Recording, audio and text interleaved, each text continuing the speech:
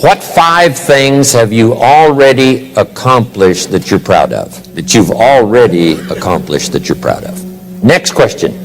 What do you want in the next 10 years? I want you to make a list of at least 50 items. Now, this is not what you think you can get.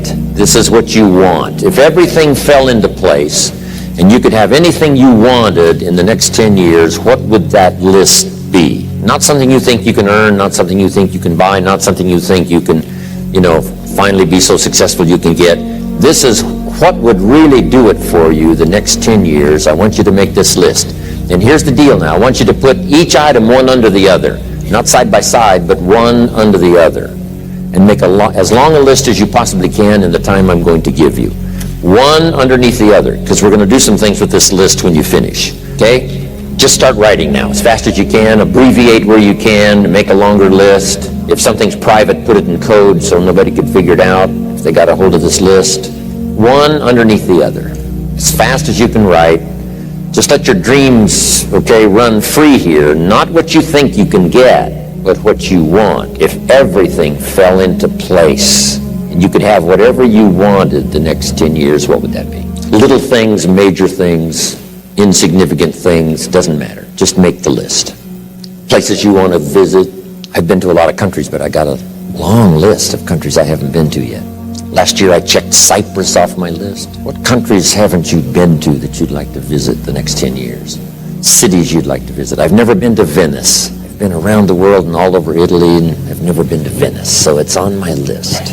I haven't been to Egypt. I haven't been to Saudi Arabia. You'd think I've been everywhere, 39 years. Not yet. What experiences would you like to have in the next 10 years? Parachute out of an airplane, star in a movie, play in a rock and roll band, win a gold medal in the Olympics, start a new family, try a new sport. What do you want for your children? That's a whole list in itself. Education, places you want to take them. What new skill would you like to learn over the next 10 years? When I started learning new skills at age 25, it changed my life. I learned sales, multiplied my income by 5 first year. I learned how to find good people, recruiting, multiplied my income some more. Learned how to organize, learned how to promote, rewarding people for small steps of progress. I became so good at that, my income went crazy. Maybe you'd like to give seminars, write some books. The next 10 years. Some things right away, within the next year, some on out there. Benevolence goals. Maybe you've got a long list of projects you'd like to support. Now, this is not what you think you can do. This is what you'd really like to do. Mark Hughes had a passion for helping kids that had drug problems. One year he gave $8 million. $8 million. When I first met him, he couldn't give 800. Finally, he could give 8 million. Andrew Carnegie said, I'm going to spend the first half of my life accumulating money, and I'm going to spend the last half of my life giving it all away. That's big time. In the first half of his life, he accumulated $400 million, which back then was a lot of money. Guess what he did the last half of his life? He gave it all away. So keep your list going. What's got you turned on? Maybe you've been turned off until you got here this weekend. I want you to start working on turning your lights on for accomplishments. You can't believe what you can accomplish if you'll just work hard on this list now. It's amazing how adults have, a problem with this, right? Let's see. And kids don't have any problem. They'd be asking for extra sheets of paper by now. Kids say, you mean anything I want the next 10 years? Yes, write it all down. They would go like crazy. A cabin in the mountains, upstairs maid, a cook, a chauffeur. How about your investments, properties? One of my goals was someday to be financially independent. We're going to talk about that a little later. My father convinced me years and years ago that someday I should be debt-free, owe no one anything. My mother and father practiced that. When I inherited the estate, all the lands and the house and the buildings and the things and the cars and everything, guess how much was owing when I inherited it all? 0. Not 1 penny. Everything free. It is a glorious feeling for no one to have a claim on anything you got. Maybe you want to be in the top 10 in wealth. Is Bill Gates still number 1? The top 10 or the top 20? whatever. Maybe you're working on a new invention. Congratulations, someday, who knows. Make a list of your health goals. Got to have a good physical support system over the next 10 years. How healthy do you want to be? Eliminate some illnesses, eliminate some weaknesses.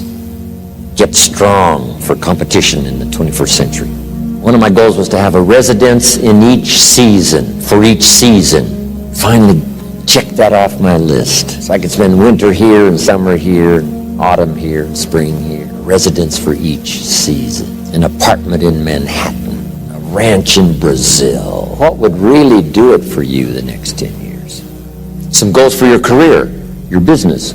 I put a little revenge on my first list. Some of the people that said I couldn't do well, they were on that first list. Couldn't wait to get my new car, drive it up on their lawn, and say, oh, pardon me, here's the money to have it fixed. I mean, I had some stuff on my list, something that would give you incredible satisfaction.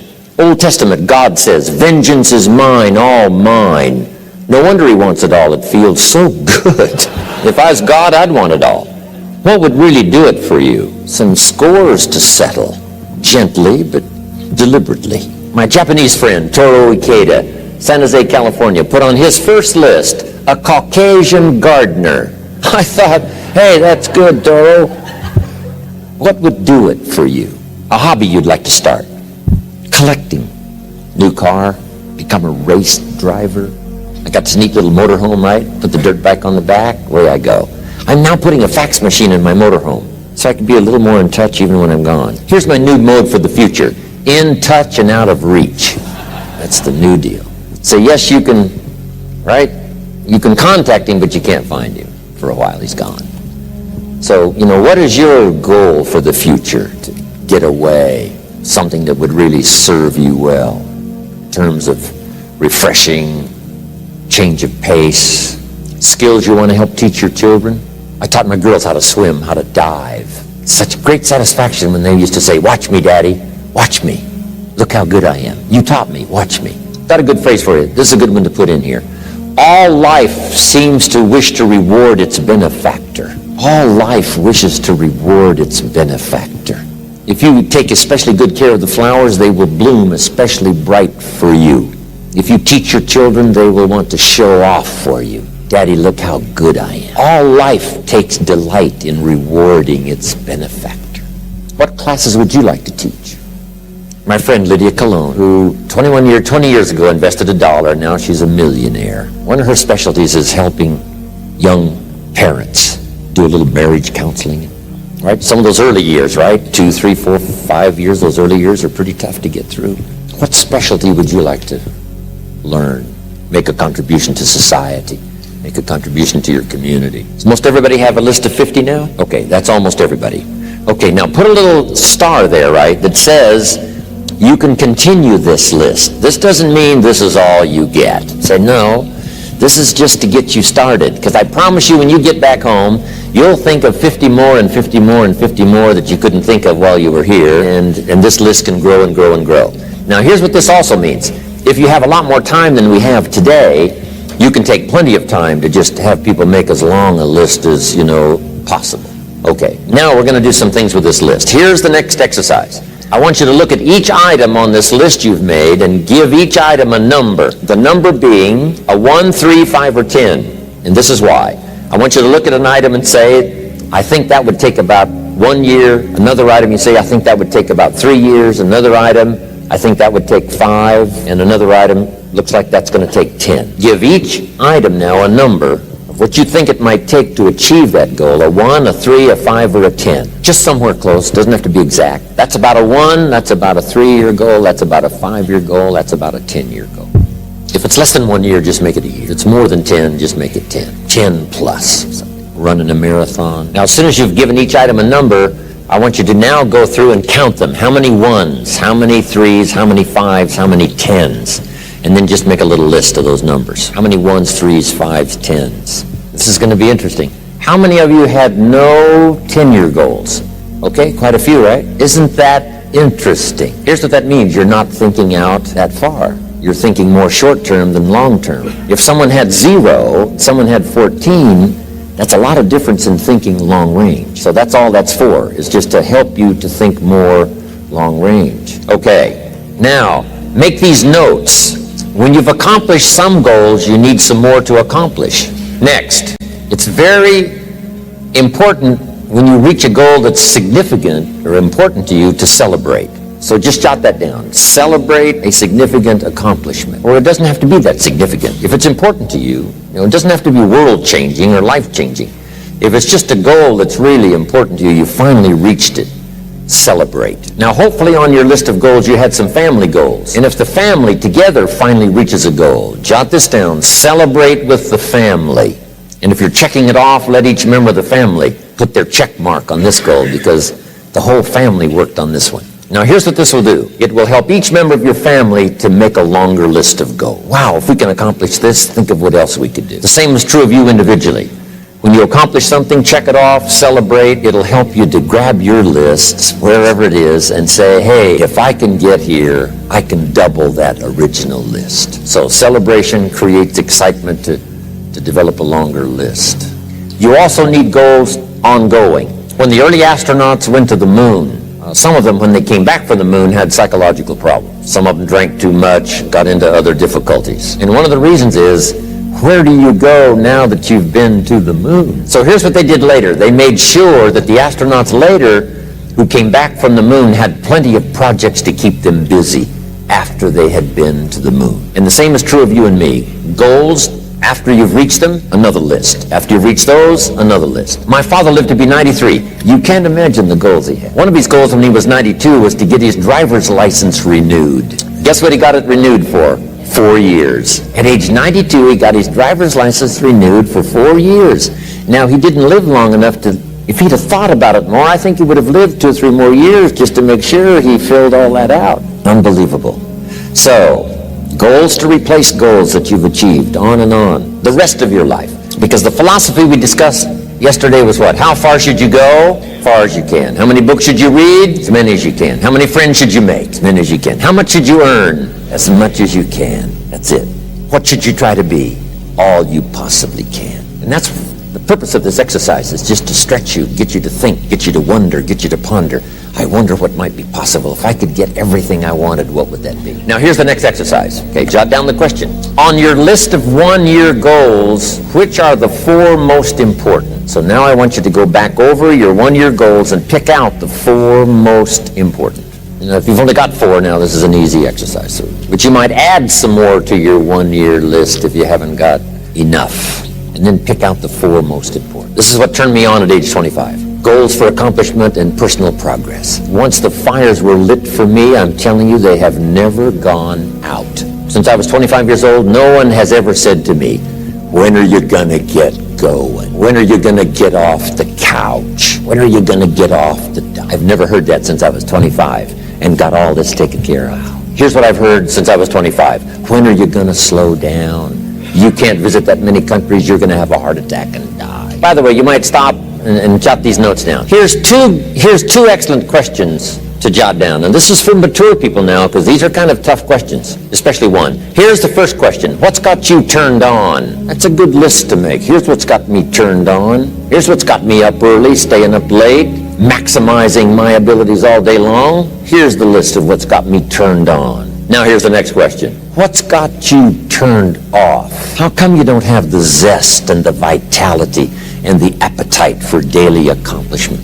I started making a list of the things that had me turned off. And once I got that settled, and then started making a list of what had me turned on and what would turn me on in the future, I'm telling you, my life has never been the same. It was like a revolution, a personal revolution, a 180-degree turn. I can't say it strong enough. It's easy to get lazy in designing the day and designing the year and designing the future and designing what you want to accomplish, and just cross your fingers and hope it'll all work out, that the favorable winds will blow it all your way. I'm telling you, it's not going to happen. So this is part of the exercise, is just, buckling down, making this list, and you got to continue this long after we've, turned out the lights and we've all gone home. Keep this up. And one of the best ways to keep it up, I've already covered yesterday, is what? Teach it. Key is to teach it. Jan was right. You don't need recognition. Just go give everybody you can think of that deserves it recognition. And your own self-satisfaction is recognition enough. If they never put a crown on your head, who cares? Okay, the 4 most important one-year goals. Have you got those identified? Okay, now here's the next exercise. This will take now just a little bit of time. And the question is why? Why are those 4 goals important to you? Because the why is very important, and I'm going to give you some notes on that a little bit later. So just start a little paragraph. Why those 4 goals are important to you. And then we'll put a little star there that says continue this later. This is a good question to ask kids. Kids said, here's what I'd like to have, and you say, why is that? And if they can start describing the why. So now make these notes. Put a little star there now, and that star means that, you can add to it later. So make these notes now. Here's the first one. When the why gets stronger, the how gets easier. When the why gets big, powerful, strong, how seems to be so much easier. Without a strong enough why, the how seems to be too difficult almost to accomplish. So how do you manage your time? Hey, if you had strong and powerful enough goals, you'd figure out how to manage your time.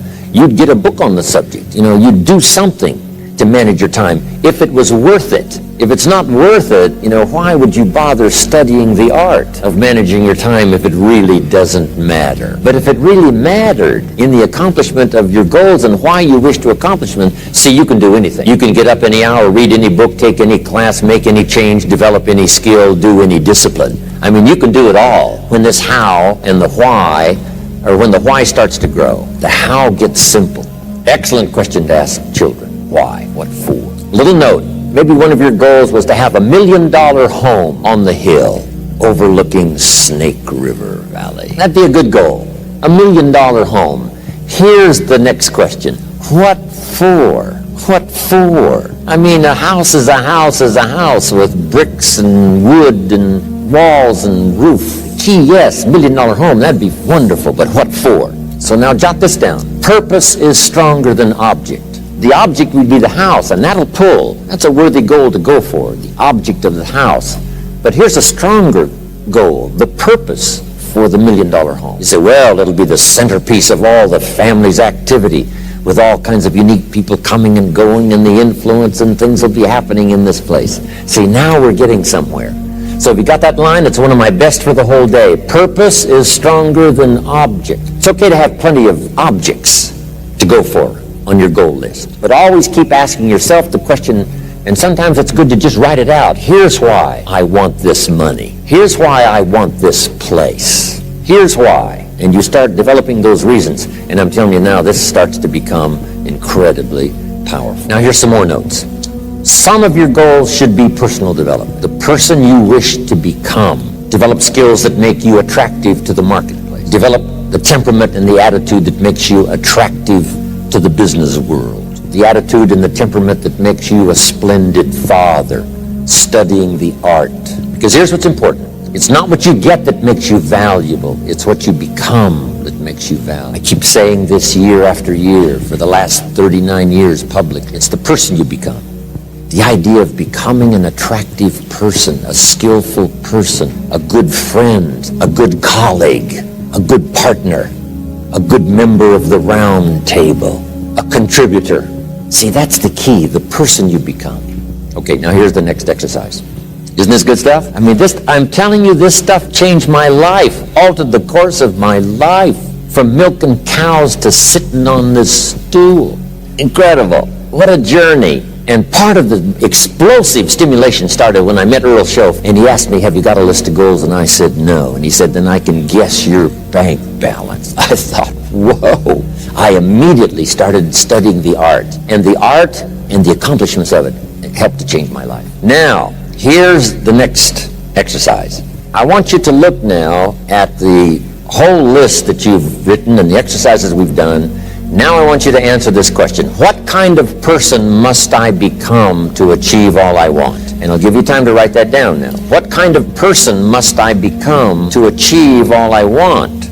Now we've got two things working. What you become helps you to achieve, and what you achieve helps you to become. And the more you become, the more you can achieve, and the more you achieve, the more you can become. Who knows which affects the other the most? So now just write this exercise. Start with a few sentences. We won't have time for you to, take a lot of time, but just start with a few sentences. Your concept of the person you think you must become to achieve what you want. This is time for a little truth here. Maybe you need to become much wiser than you are at the moment. You need to become stronger. You need to have better health. Maybe you need a little coaching to really become the person I want to become. I'm going to have some coaching. Physical coaching, spiritual coaching, developing skills coaching. To be the influence you want to be, you got to build an incredible reputation. What kind of person must I be to attract all that I want in my life and the people that I want and the opportunities that I want? When you knock on the door and opportunity opens, you must stand there as a very attractive person, or you may not be invited. One of the most mysterious and unique phrases that Jesus ever used. Here's what he said. I stand at the door and knock. And if you opened the door, would you probably invite him in? This extraordinary person. You say, wow, yeah. And he said, if you invite me, I'll come in. We'll sit down, talk things over. For you to be that kind of attractive person, that if you knocked on the door of opportunity and it opened and you stood there, would you be the kind of person that opportunity would say, come right in and sit down and let's talk about the future? What kind of person? Okay, now put a little star there. And what the star means, right, is to finish this exercise later. Now, if you're working, right, in a workshop where you've got plenty of time, you just, take a little more time for some of these exercises. Make these notes. The key is to put everything on your list.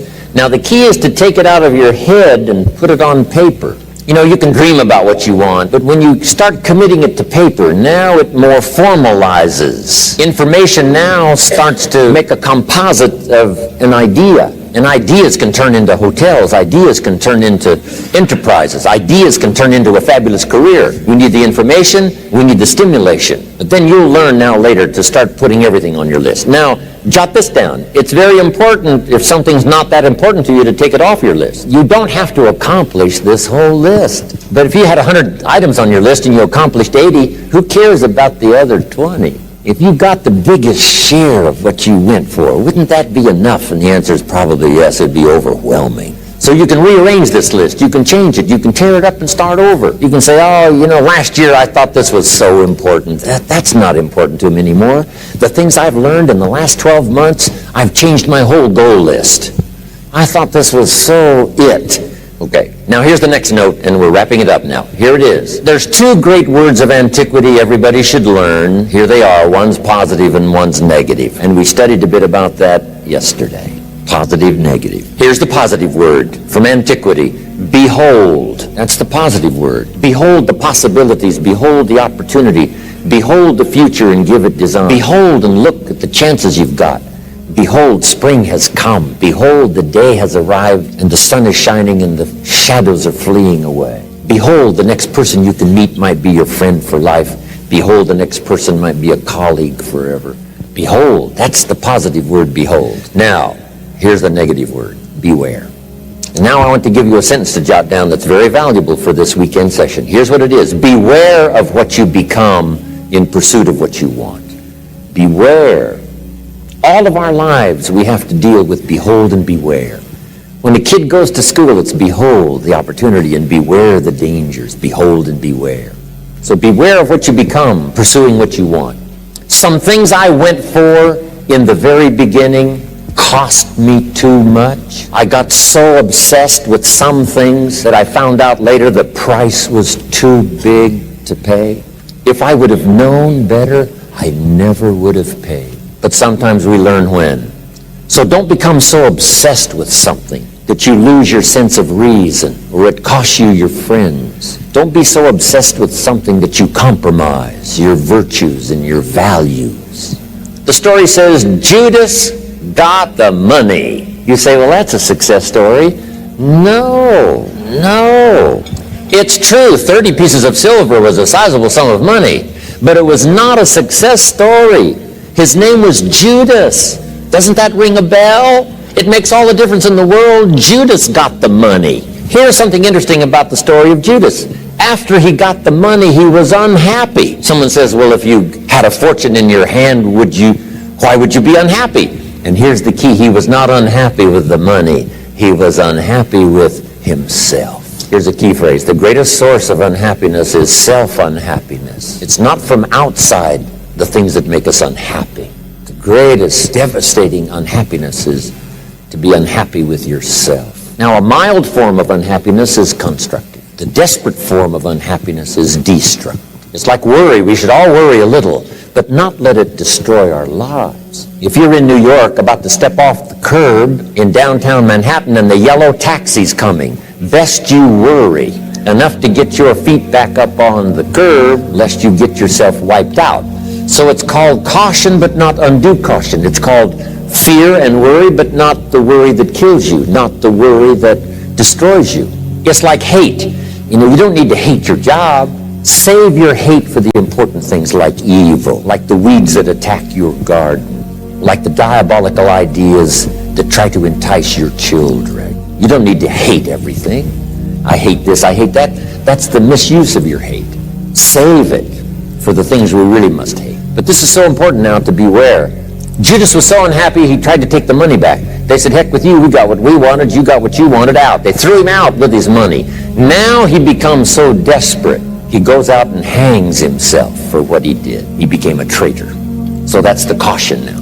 If Judas could speak back to us in any kind of clear language, here's what he might say. Beware of what you become in pursuit of what you want. Don't sell out. It's not worth it.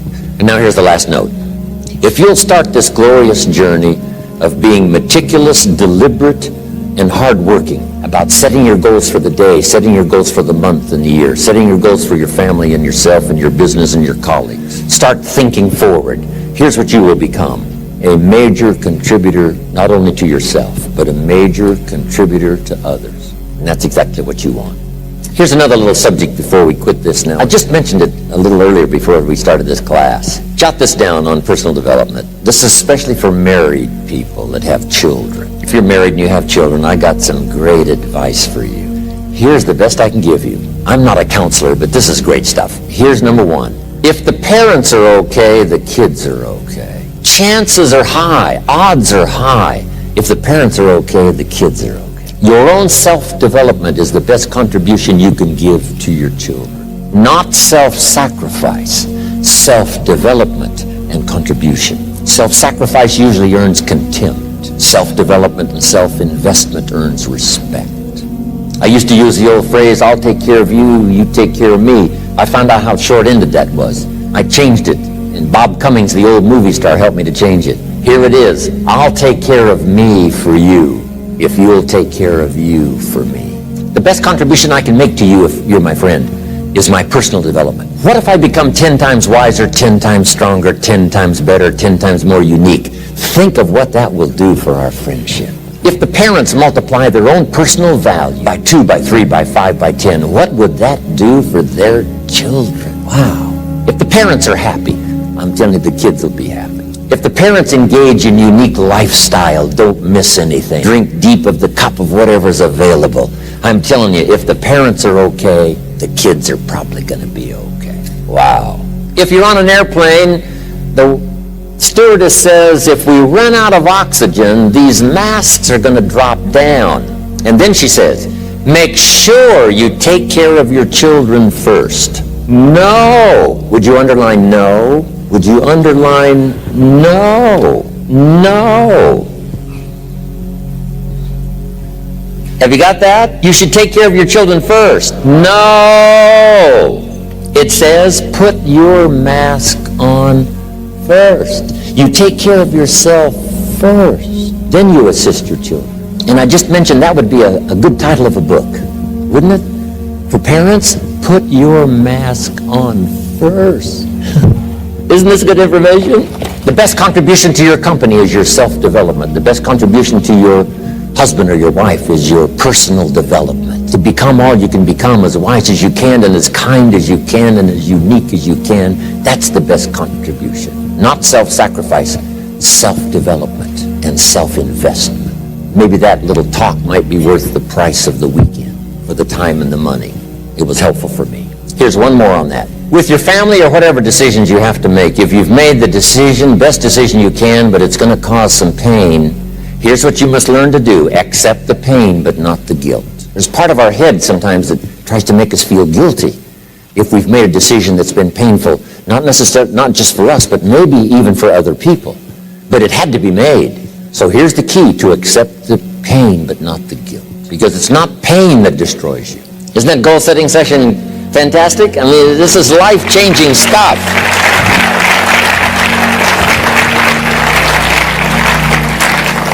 Now, one of the reasons why I came to Dallas now to do this goals workshop is because I had the vision of all of you out teaching this goals workshop. I said, well, if I can affect 1,000 people in Dallas, think of what might happen in the future if I can get everybody teaching things like this, setting goals that change your life, change your family, change your future.